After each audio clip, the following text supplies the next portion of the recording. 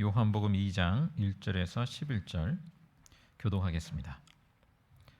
사흘째 되는 날에 갈릴리 가나에 혼인잔치가 있었다. 예수의 어머니가 거기에 계셨고 그런데 포도주가 떨어지니 예수의 어머니가 예수에게 말하기를 포도주가 떨어졌다 하였다.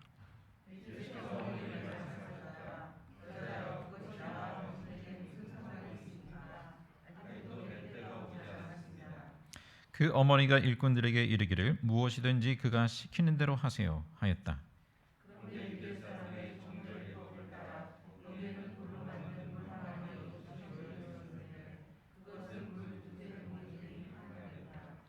예수께서 일꾼들에게 말씀하셨다. 이 항아리에 물을 채워라. 그래서 그들은 항아리마다 물을 가득 채웠다.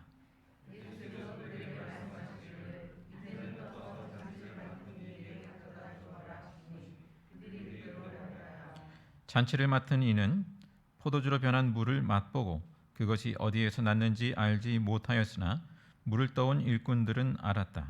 그래서 잔치를 맡은 이는 신랑을 불러서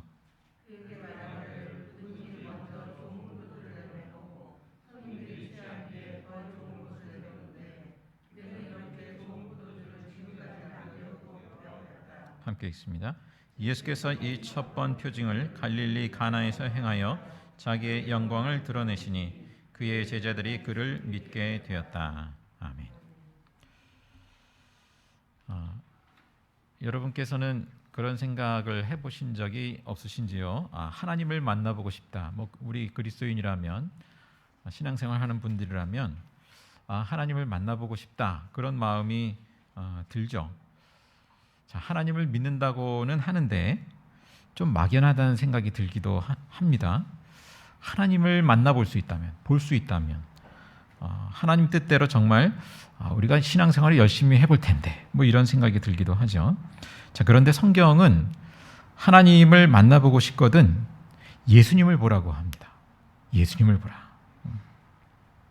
그리고 요한복음 1장 18절 말씀을 보자면 하나님을 본 사람이 아무도 없다 그랬어요. 구약 성경에 그 내노라 하는 예언자들 또 모세를 비롯해서 하나님 경험을 했지만 하나님을 본 건 아니에요. 다만 아버지 품속에 계신 외아들이신 하나님께서 하나님을 알려주셨다 말씀하고 있습니다. 자, 예수님의 제자들은 예수님에게서 하나님의 영광을 보았다고 했습니다. 그리고 요한복음 14장을 보면 예수님은 나를 본 자는 아버지를 본 것이라 말씀하십니다. 하나님 아버지를 본 것이다. 자, 요한복음은 그 예수님이 곧 하나님의 아들 그리스도이심을 나타내는 7가지 표징을 전해주고 있습니다. 총 7가지. 그 중에 오늘 본문 말씀이 첫 번째 표징이 되겠습니다. 그리고 요한복음 20장에 가보면 이렇게 표징을 기록한 목적이 예수가 그리스도여 하나님의 아들이심을 믿고 생명을 얻게 하려는 것이라고 했습니다. 자, 이처럼 하나님을 만나는 첫 번째 길은 기록된 말씀을 통해 예수님과 그 예수님의 표징을 주목하여 보는 것이죠. 자, 그 7가지 표징 중에 그 첫 번째, 오늘 그 물로 포도주를 만드는 사건을 우리가 살펴보겠습니다.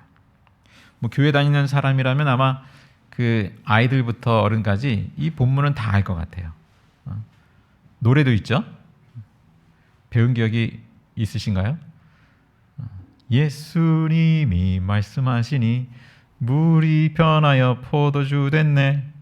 요즘은 안 배우는지 모르겠는데 예, 기억이 납니다. 또 이 본문을 좋아하는 분들이 계세요. 누구겠습니까? 애주가 술을 좋아하시는 분들께서 예수님도 술을 만드셨는데 하면서 그런 말씀을 하시죠. 자, 아무튼 예수님이 물로 포도주를 만든 사건은 굉장히 많이 알려져 있는데 그런데 어떤 의미가 담겨 있는지는 잘 모르는 경우가 많지 않겠나 생각이 됩니다. 자, 우선 본문의 말씀을 한번 쭉 살펴본 다음에 그 다음에 몇 가지 초점을 중심 메시지를 우리가 함께 나누도록 하겠습니다. 자, 본문으로 들어가 보시면 가나에서 혼인잔치가 열렸습니다. 뭐 요즘에는 결혼식이 열려도 어떻습니까? 뭐 반나절이면 아무리 길어도 뭐 준비 과정까지 해서 다 끝납니다만, 이때 당시에 결혼식, 혼인 예식이라고 하는 것은 보통 일주일 잡죠. 7일간 이루어졌다고 합니다. 자, 아마도 예수님의 어머니 마리아도 친척지간인지 뭐 어떤 지인인지는 모르겠습니다만 그렇게 초대가 된 것 같아요. 그리고 예수님과 그의 제자들도 잔치에 초대를 받았죠. 그런데 이 혼인잔치에 그 포도주가 떨어지는 일이 발생했습니다. 당시 유대인들의 결혼식에서는 이 포도주라는 것이 뭐 우리가 생각하는 것과는 좀 다르게 이 정식 식사 메뉴였다라고 합니다. 뭐 또 이제 고대 근동 그 이스라엘 지역은 물이 귀하다 보니까 이 포도주가 기본적인 음료 대용이었죠. 그래서 이 결혼 예식 때 이 포도주만으로는 진하기 때문에 물을 희석해서 그렇게 마셨다고 합니다. 자, 예수님의 어머니가 예수님에게 포도주가 떨어졌다 말합니다. 뭔가를 그 기대하는 그런 뉘앙스라고 여겨집니다. 근데 그 다음 예수님의 반응을 보면 마리아는 그 이제 뭔가 대책을 세워줄 것을 기대한 듯하게 말했는데 예수님의 반응이 어떻습니까? 여자여, 그것이 나와 당신에게 무슨 상관이 있습니까? 아직도 내 때가 오지 않았습니다. 그 요한복음 읽다 보면 뭐 다른 본문에도 그렇습니다만 알쏭달쏭한 내용들이 이제 더러더러 많이 있죠. 오늘 본문에도 초장부터 여자여, 이게 목에 탁 걸리죠. 그리고 이 내 때가 이르지 않았다는 게 이게 무슨 말인지. 자, 우선 여자여, 귀나이라는 표현, 이게 어떤 그 무시하는 말이냐 하면 누군가를 무시하는 말인가, 어머니를 무시하는 말인가 하면 뭐 그렇지는 않다고 합니다. 뭐 부인 하듯이 부인이라는 호칭이 어떤 무시하는 표현은 아니죠. 그러나 이 거리를 두는 표현으로 느껴집니다. 그 아들이 어머니를 부를 때 이러한 표현을 하는 경우는 당시에 찾아보기 어려워요. 자, 여자여라는 표현이 요한복음에 한 번 더 나옵니다. 19장에 보면 예수님이 십자가에 달리셨을 때 예수님이 자기의 사랑하는 제자, 그 사도 요한이라고 그렇게 봅니다만 그 제자가 있는 것을 보시고 마리아에게 이런 이야기를 하시죠.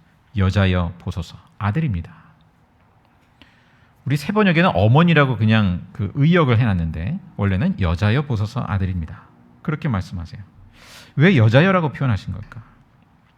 자, 복음서에 보면 예수님이 하나님의 아들로서의 자의식을 드러내는 장면들이 더러 있습니다.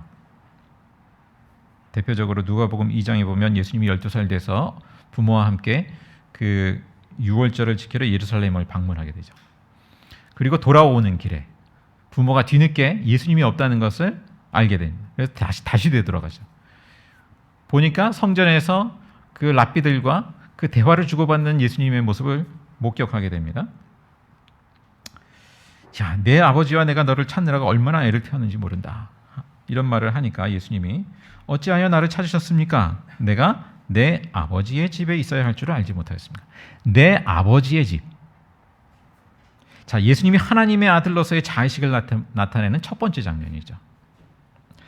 자, 예수님은 마리아의 몸에서 나고 자랐기에 어머니이지만 어머니와 아들의 관계가 성립이 되지만 동시에 그 이전에 성령으로 그야말로 요한복음의 표현처럼 말씀이 육신이 되어 오신 그 하나님의 아들로서의 자의식이 우선하는 것이죠. 그것을 나타내는 것으로 보입니다. 자, 그 다음 여자여 그것이 다와 당신에게 무슨 상관이 있습니까? 아직도 내 때가 오지 않았습니다. 이 선문답이라고 그러죠. 동문서답처럼 들리기도 하고 예수님이 말씀하신 내 때란 것이 무슨 의미일까요? 어머니가 그 단순하게 이야기했는데 굉장히 심오한 말씀을 하세요. 요한복음 7장 6절에도 내 때가 오지 않았다, 아직 오지 않았다라는 말씀을 하신 걸로 봐서는 그 전에 어떤 때는 아닌 것으로 일단 확인해 볼 수 있겠고요. 예수님이 말씀하신 그 내 때는 순환의 때다. 요한복음에 보면 순환의 때, 십자가의 때라고 볼 수 있겠습니다. 자, 마리아는 포도주가 떨어진 것에 대해서 이야기했지만 예수님은 이 포도주를 자신이 흘릴 피와 연관 지으신 것이죠. 예수님은 유월절의 포도주를 따르면서 이 잔은 너희를 위하여 흘리는 내 피로 세우는 새 언약이라 말씀하셨죠. 예수님이 기적을 행하시는 것은 이제 마리아의 요청을 받아서 이제 기적을 행하신다면 그것은 십자가로 향하는 그 발걸음을 시작한다라는 의미가 있습니다.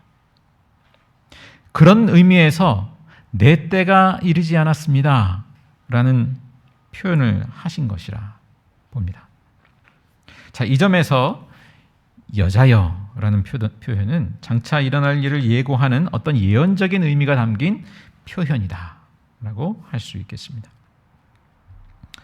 자, 예수님의 말씀은 거절처럼 들리지만 완전한 거절은 아니었어요. 마리아가 일꾼들에게 무엇이든지 그가 시키는 대로 하세요 당부를 하죠. 마리아는 예수님이 어떻게 하실지 모르지만 기대를 했어요. 그리고 그렇게 믿었어요. 자, 결정권은 그러나 마리아에게 있는 것이 아니라 예수님께 있죠. 자, 우리 역시 어떻습니까?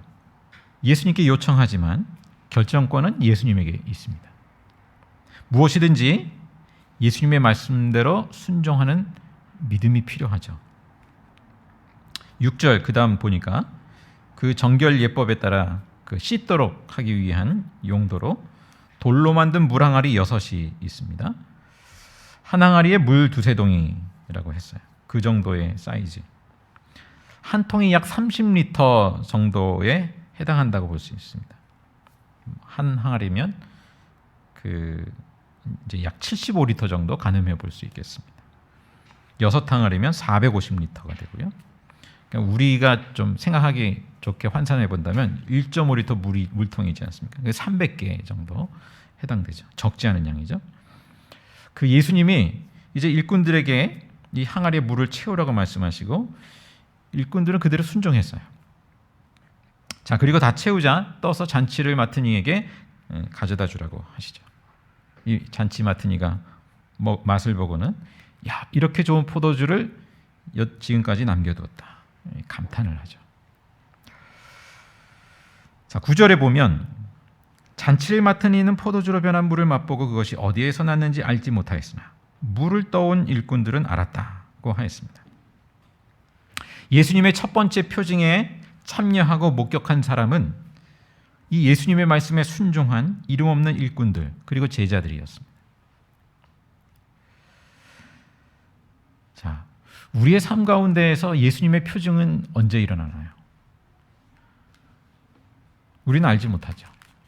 다만 예수님의 말씀에 순종하는 과정 가운데 하나님의 역사가 일어납니다. 예수님이 우리에게 요구하시는 것이 무엇이 있겠습니까?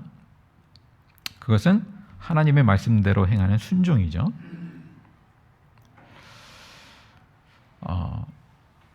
우리는 어떤 모양으로든 내 삶에 그 포도주가 떨어진 것을 그러한 것과 같은 그러한 삶의 현실을 인식하는 때를 만나게 됩니다. 그런 때 우리는 무엇부터 해야 될까요? 그것은 예수님께 요청하는 일이죠. 주님, 내 삶에 포도주가 떨어졌습니다. 어떻게 해야 될까요? 그리고 그 다음에 예수님의 말씀에 순종하는 일이죠. 근데 우리는 곧잘 내 생각과 감정과 고집을 따라서 살아가는 경우가 너무 많지 않은가? 신앙생활 하면서도. 사실은 아직은 예수님을 구주로 고백했는지는 몰라도 주님으로 영접하지는 않은 거예요. 아직 예수님이 나의 삶의 주님이 아닌 거죠. 우리가 세례는 받았다고 하지만 주님을 영접하지 않았어요. 그런 경우가 많아요.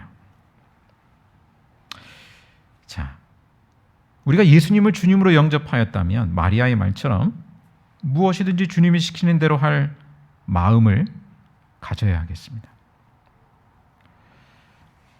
자, 우리에게 필요한 순종은 무엇일까 생각해 보게 됩니다. 아까 말씀한 대로 이 코로나의 상황에 어떻게 해볼 도리가 잘 없는 것 같은 상황에 이 말씀과 기도의 그 과정, 그 물동이를 채우는 과정, 그것이 일단은 우리에게 필요하지 않겠는가? 우리가 핸드폰 보고 검색하고 뭐하고 하는 시간은 매일 글쎄요, 다 다르겠지만 꽤 시간이 되는데, 다른 거 할 시간은 되는데 말씀 묵상하고 기도하는 시간을 그렇게 삼는 것은 참 쉽지 않은 것 같아요. 마음들이 그럴 때가 있죠. 아침을 놓쳐버리면 또 그냥 하루가 훅훅 지나갑니다. 자, 물동이에 그 기도를 채워가는 과정, 그 말씀을 이렇게 묵상하는 그 과정, 일단 그것을 우리가 채울 수 있기를 바랍니다. 자, 우리 삶에 적용해 보자면, 오늘 말씀을 적용해 보자면 이런 적용도를 해볼 수 있을 터인데, 자, 오늘 본문이 전하는 메시지를 우리가 좀 더 그 중심 메시지를 귀 기울여 볼 필요가 있겠습니다. 자, 예수님의 첫 번째 표징의 의미는 무엇일까? 11절 말씀, 마지막 말씀을 보시면 예수께서 이 첫 번 표징을 갈릴리 가나에서 행하여 자기의 영광을 드러내시니 그의 제자들이 그를 믿게 되었다고 했습니다. 첫 번째, 오늘 본문의 중심 메시지라고 할 것은 예수님은 물로 포도주를 만드신 그 첫 번째 표징을 통해서 자기의 영광을 드러내셨다라는 것입니다. 예수님의 영광은 곧 하나님의 영광을 뜻하죠. 하나님의 영광이 예수님에게서 나타났다는 것이죠.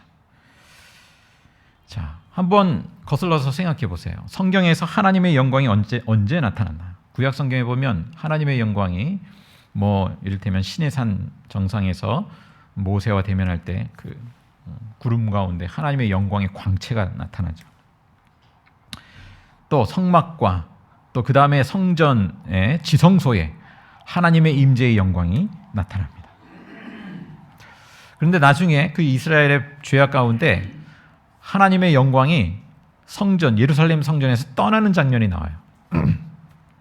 그리고 바벨론 포로 상황 가운데 이제 에스겔에게 그 환상 가운데 하나님의 영광이 이제 보이는 그런 장면이 있습니다. 자, 예루살렘 성전에서는 하나님의 영광이 떠나갔어요.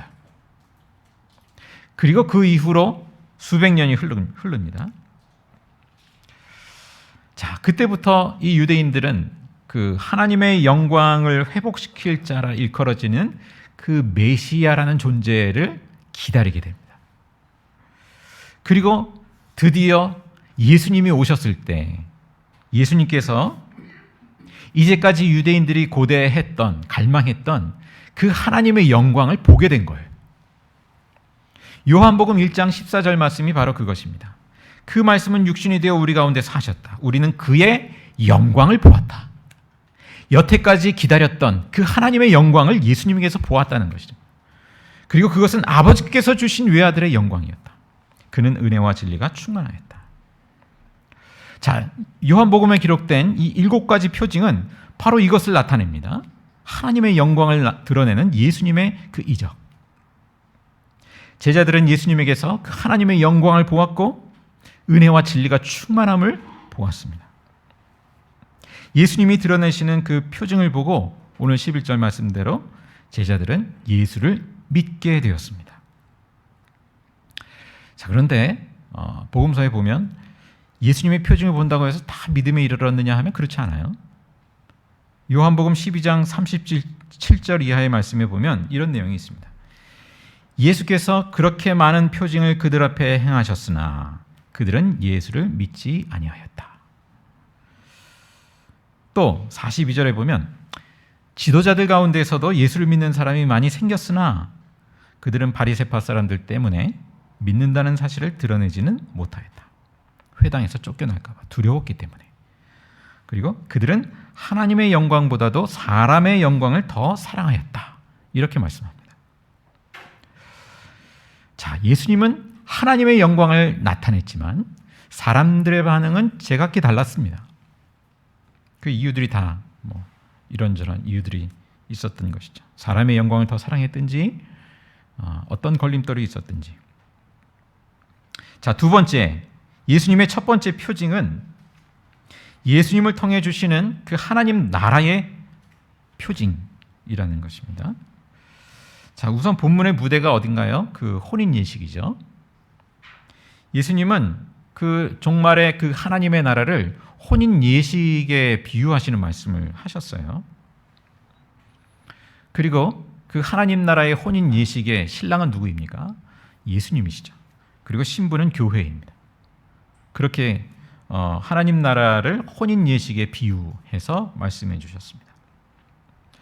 자, 한편 이 포도주가 나오는데 이 포도주의 풍성함이라고 하는 것, 그것은 구약 성경에서 주님의 때가 도래할 때 그 풍성한 기쁨을 표현하는 내용 중에 하나입니다.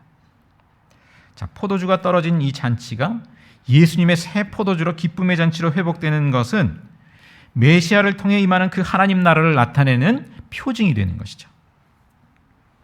사도행전 2장에 보면 120명의 신도들이 성령에 충만하여서 방언을 말합니다. 외국어 방언이었어요. 각기 다른 지방에서 온 사람들이 복음을 자기가 아는 언어로 듣게 되었습니다.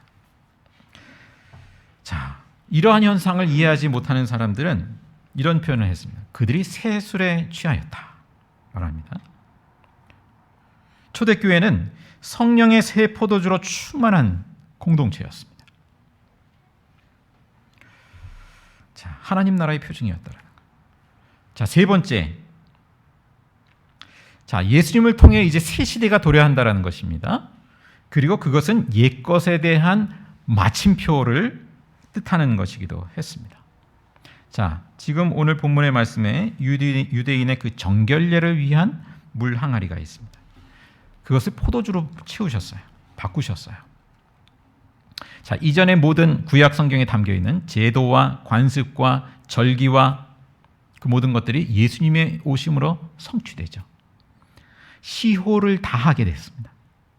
하나님과 이스라엘 백성 사이에 이제 예수의 피로써 새 언약을 맺으십니다. 그리고 성령을 주시죠. 자, 예수님이 베푸시는 그 복음의 새 포도주, 예수님이 비유하셨듯이 새 포도주는 새 부대를 필요로 하게 되었습니다.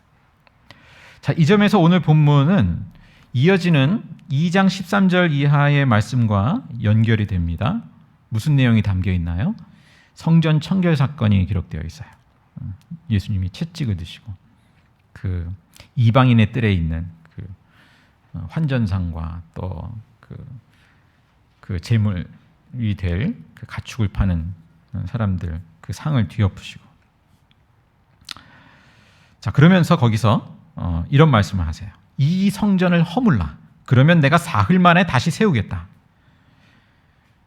이것은 자기 몸을 가리켜 하신 말씀이라고 했습니다. 자, 건물로서의 예루살렘 성전의 시효는 이제 끝났어요. 4장으로 넘어가면, 요한복음 4장으로 넘어가면 23절에 우리가 잘 아는 말씀, 이제 특정한 예배 장소가 따로 있는 것이 아니라 사마리아 여인에게 말씀하시죠. 영과 진리로 예배할 때가 온다. 이 산도 아니고 저 산도 아니고 영과 진리로 예배할 때가 온다 말씀하시죠.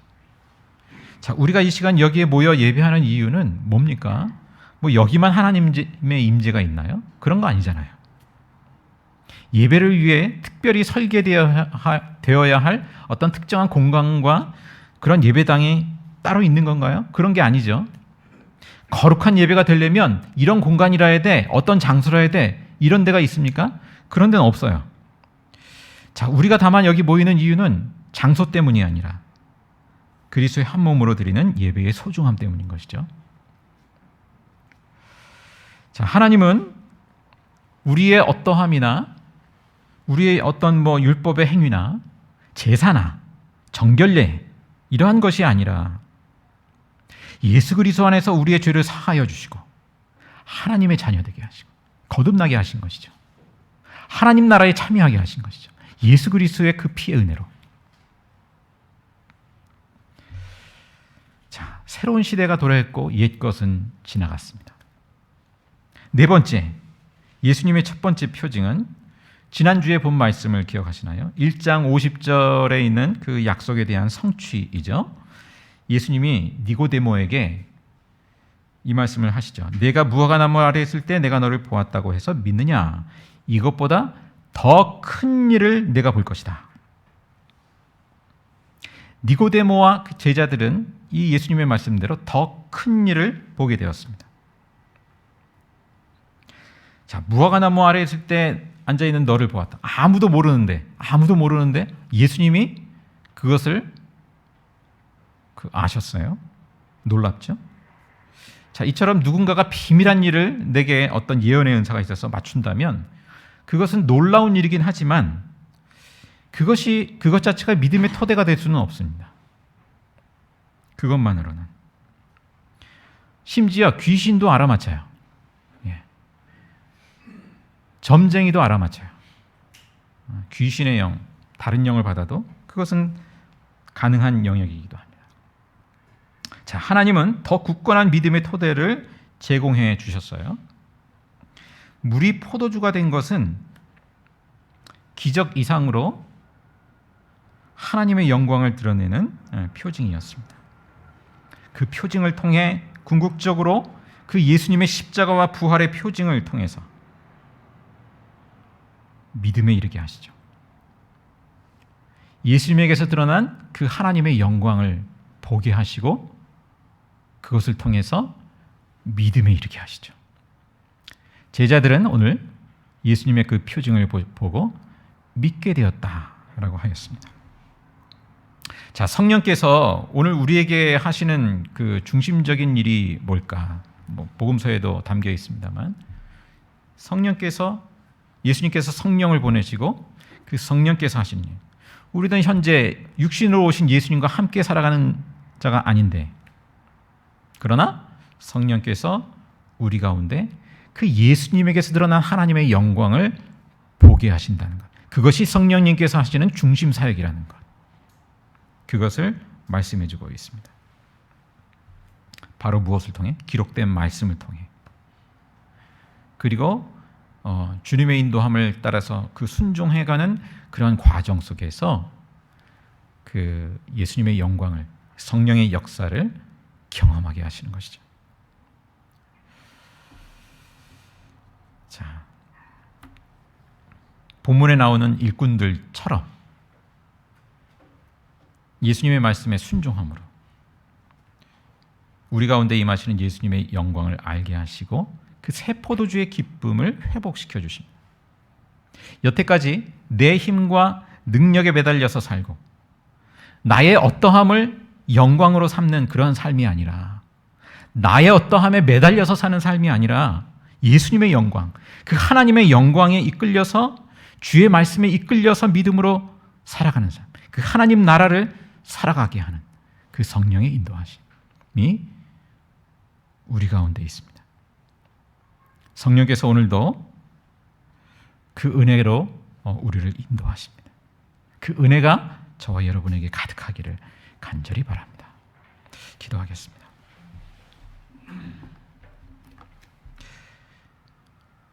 구원과 생명의 하나님 아버지를 고백합니다. 이 시간 물로 포도주를 만드시는 표징을 통해 그 예수님의 영광, 그 하나님의 영광을 보게 하시니 감사합니다. 저희도 예수님의 능력을 의지합니다. 포도주가 떨어진 것과 같은 그러한 삶의 현실 가운데 예수님이 아니시면 어찌할 수 없는 우리의 삶 가운데 다른 데서 헤매이지 않게 하시고 오직 예수의 피와 성령으로 거듭나게 하시고 예수님의 말씀을 따라서 순종하는 가운데 그 하나님의 영광, 하나님의 통치, 하나님의 나라를 보게 하여 주옵소서. 참여하게 하여 주옵소서. 예수님의 이름으로 기도하옵나이다. 아멘.